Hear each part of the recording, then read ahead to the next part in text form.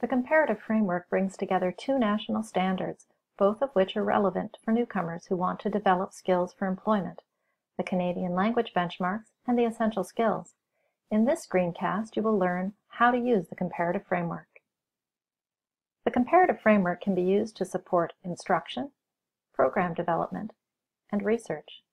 You'll meet Margaret, Jacob, and Terry to see the comparative framework in action. The comparative framework supports both language and essential skills instruction.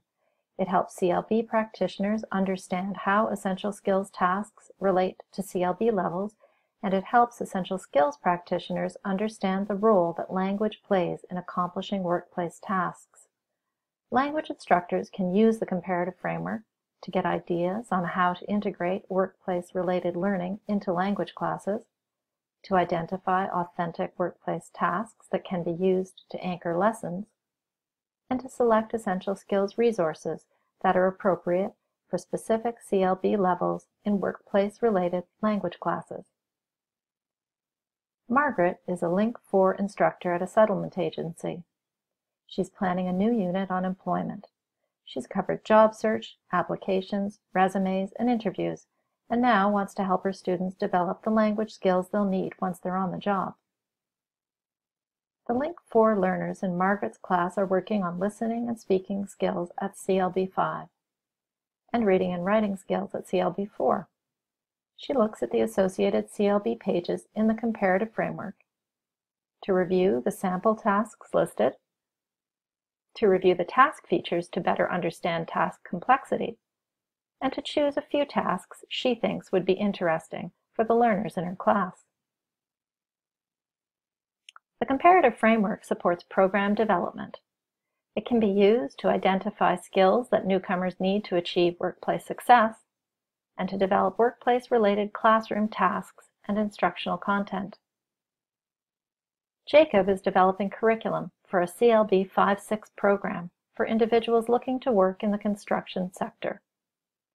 He consults the overview of the CLB Essential Skills relationship to see which essential skills levels are associated with CLB 5-6.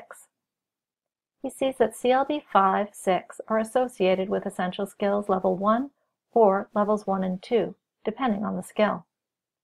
He also refers to the comparative framework section that shows the relationship from the essential skills perspective, because he wants to see the progression of task features along the essential skills scale.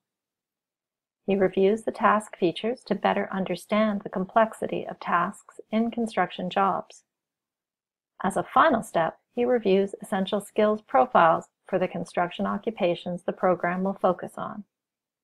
These can be found on the Government of Canada Job Bank website. The comparative framework helps Jacob focus on level-appropriate information in the essential skills profiles. He'll use this information to design learning materials and instructional activities appropriate for the target occupations.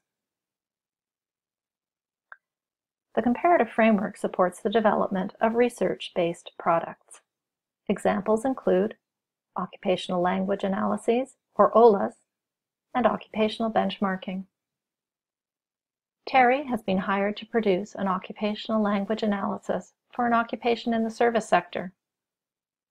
OLAs provide an inventory of the ways workers within an occupation use listening, speaking, reading, and writing skills on the job, organized according to the CLB. Terry refers to the overview of the CLB essential skills relationship in the comparative framework to help her determine where along the CLB continuum essential skills tasks should be placed in the OLA. Thank you for watching this screencast on how the comparative framework can be used. There are 2 additional screencasts about the comparative framework. For an introduction, you can watch What is the Comparative Framework? To better understand how the content is organized, you can watch How is the Comparative Framework Organized?